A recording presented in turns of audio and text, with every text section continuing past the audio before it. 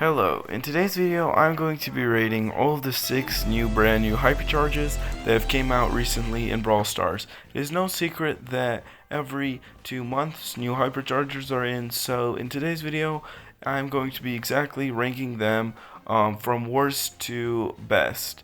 The new 6 hypercharges is the one for Otis, the one for Ruffs, the one for Penny, the one for Daryl, and finally, and the one for 8-bit, and finally the one for Stu. And all it's going to be 6 hyperchargers.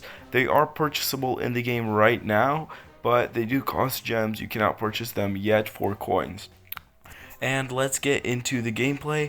I'll be playing basically one game for each brawler and activating the hypercharge, and see how long it takes for the hypercharge to gain its ability, and how long it lasts, and what the hypercharge is actually about, and the accessibility, and just in general overall how it is effective and if you would need it if you're playing the brawler. Today is my birthday, 7th of November, but you pretty much probably don't care, so I'm not going to disturb you upon that, and let's get into the gameplay. For the first brawler we have Otis, and Otis is honestly a pretty underrated brawler. Pretty much no one uses him, only the professional players or the ones who just unlocked him.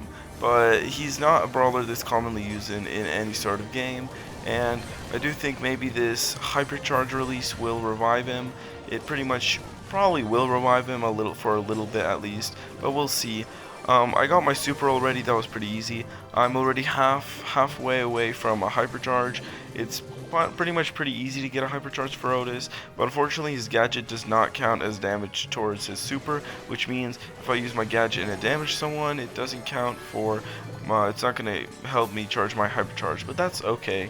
Let's just go trigger that Rosa, and we already got my hypercharge. It's that easy. Anyway, and I got my super. Okay, I gotta leave the situation, and that was the hypercharge. It basically stuns, and yeah, pretty much just stuns when you use your super. I mean, I left that situation red-handed. I did die, but okay, it's an okay hypercharge. We'll be ranking it in the end of the video. And now we have Colonel Ruffs. The reason why we're actually playing Solo Showdown is because Solo Showdown is the most commonly played game in Brawl Stars. So I know that Colonel Ruffs' hypercharge pretty much is great for teamwork, but not in the case scenario of Solo Showdown.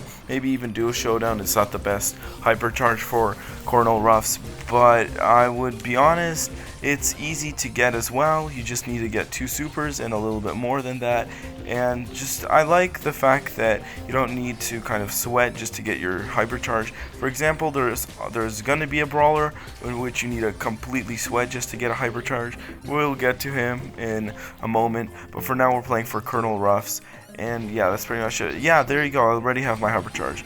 I was actually scared here that I might die, and then I decided to go to that cube just to kind of heal up, and I decided to pop my hypercharge, and I thought I'll hit Stu, but I didn't. I mean, I know the hypercharge deals a bigger radius of damage and also covers a larger radius, but rather than that, it pretty much doesn't do anything but that. And it gives others, basically your teammates, a boost for your hypercharge, which is OP, as I have already mentioned, in some kind of teamwork like knockout or brawl bar or pretty much anything that requires a team. But in Solo Showdown, that will be pretty much useless unless you're playing Duo Showdown, which is completely different.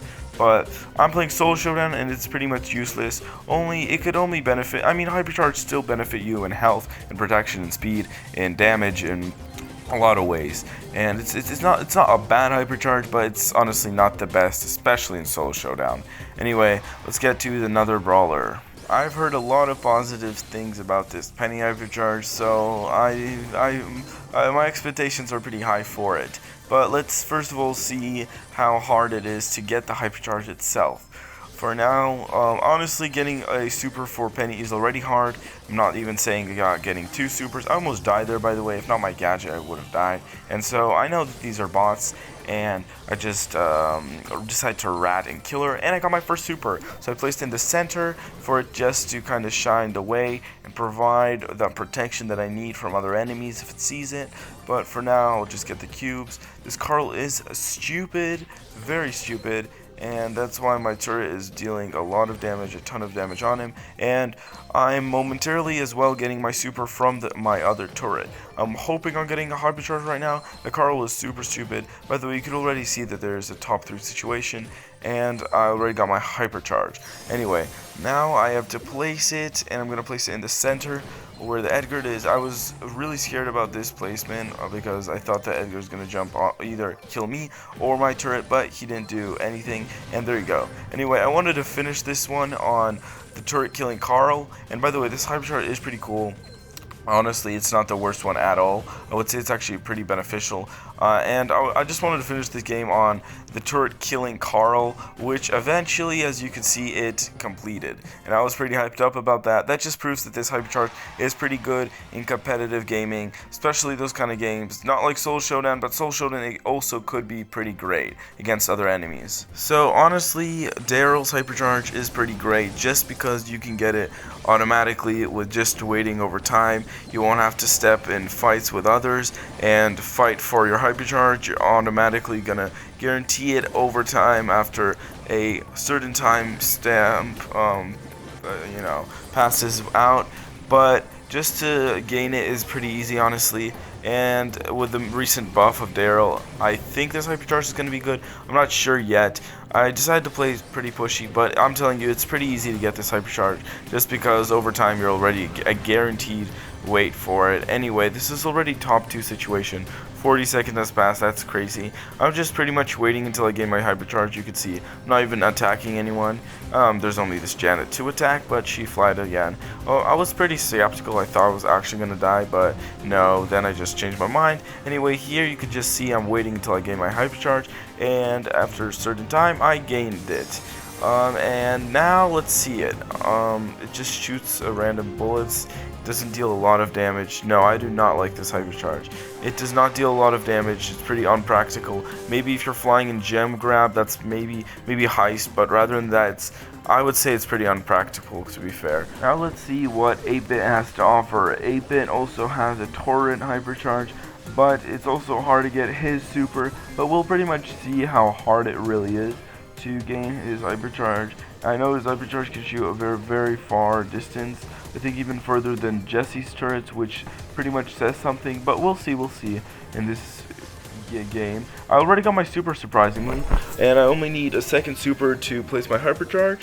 Whoa, I thought 8-Bit was going to be pretty hard to get his hypercharge, but over time, no, it's actually pretty easy to get his super. Well, we'll see. My hypocrisy. Anyway, okay, I was pretty low there. I was actually about to die there, and thank God I didn't. I was kind of playing defenseless, very protective, and there you go. I put my turret, and look how far it can shoot. I know its aim isn't the best, and its damage is only 200, but it can shoot very far away. And it has a lot of HP, almost 10,000 HP, but that's with cubes. I think it will be about 7,200 HP, and I just want to prove you how easy it is to get this hypercharge. I'll get it a second time in this match, because just why not? This Rosa is actually an NPC at this point. Anyway, but yeah, it does deal a very little amount of damage, but it shoots away so very far. Anyway, here, look, I can place it. I wanted to kind of 1v1 this Rosa with the turret, but I think this Rose is just gonna come close to it and kill it, which is just unfortunate. So I think, yeah, I'm just gonna kill her for the turret. But that's a pretty great hypercharge, honestly. Could be a little bit better for the damage, but it's not too shabby, and it's pretty much easy to get as well. So it's probably gonna get high on my ranking list. And the last brawler that has gotten a hypercharge is Stu. Now I've heard there's gonna be a problem with actually gaining the hypercharge. I heard it's gonna take a very long time amount, and we'll see, we'll test it out, and maybe I'll prove them wrong, maybe I'll prove them right. But for now, we only got our super. I heard I had to shoot an enemy and not miss 24 times just to gain my hypercharge, but we'll see.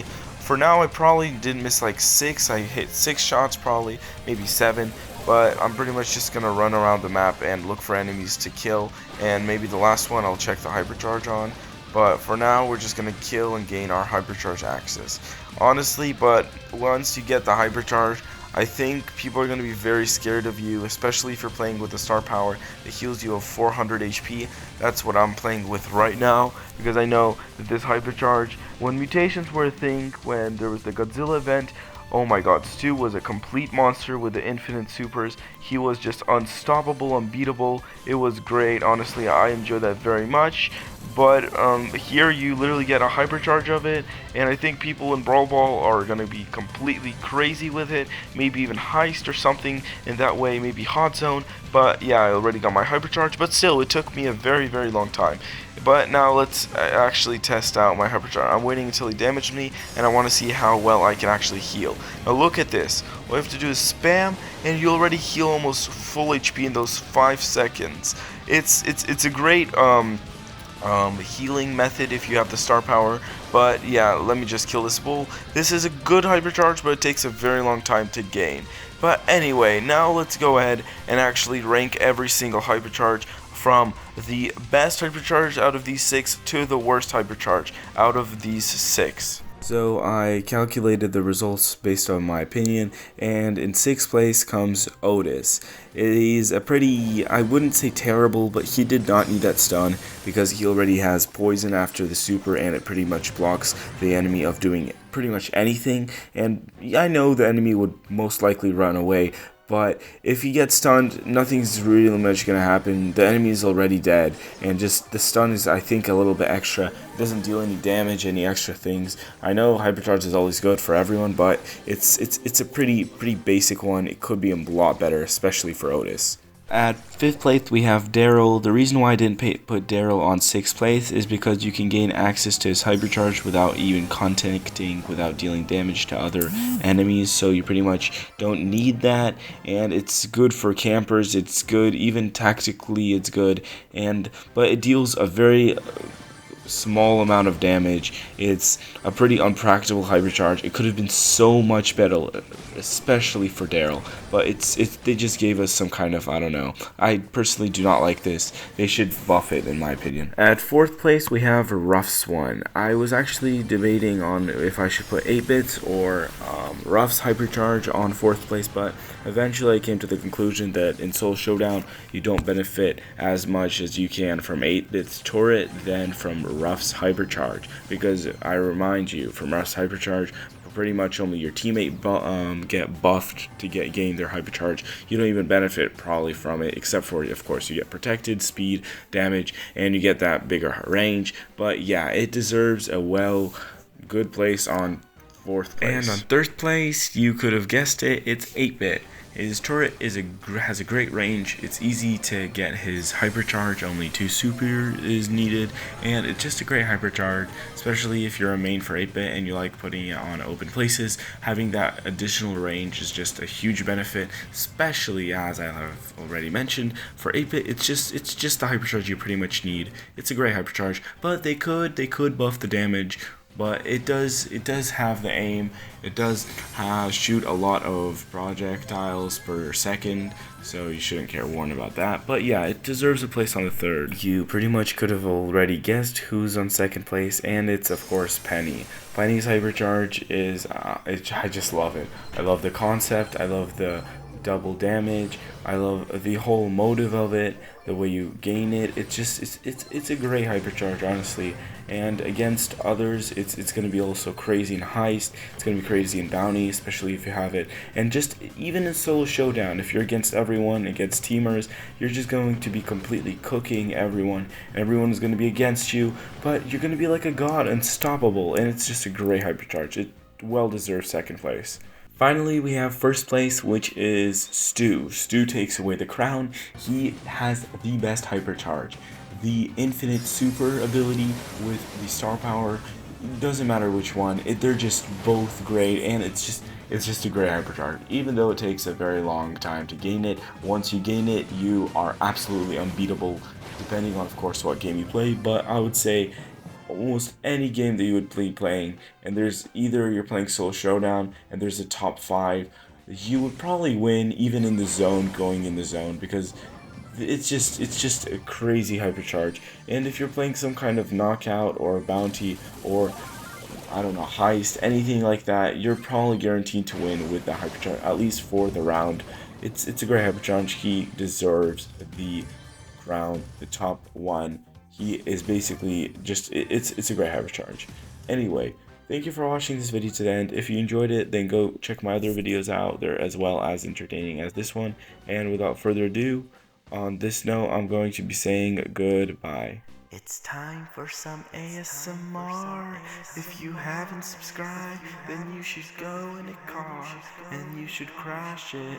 You should probably snatch it and smash it. You should dash on a bridge and fall off it. Yeah, I'm joking, please don't do that. Or maybe do that, only you are. If you're not subscribed, then just subscribe. Yeah, like.